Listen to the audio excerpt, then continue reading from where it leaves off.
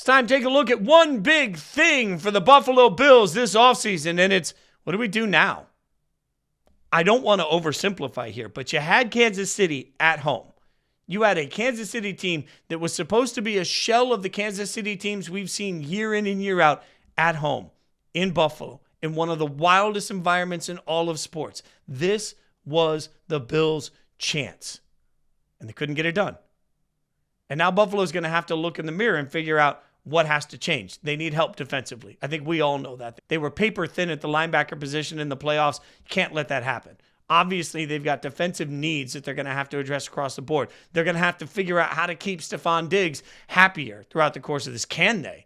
Is Diggs even part of the Bills' long-term future? Does he want to be part of the long-term future? But most importantly, everybody in that building is going to have to come together from day one, acknowledge how they failed last year, and figure out how to change the result this year.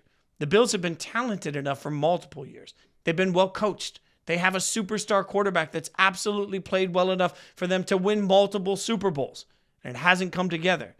And if you're in that organization, if you're in that facility every day, you have to wonder if how do we get through? How do we break through this wall? If that mentality starts to creep into everybody's mindset. Because what we are seeing right now almost feels like an invisible force field holding the Bills back. They've got to figure out how to break through.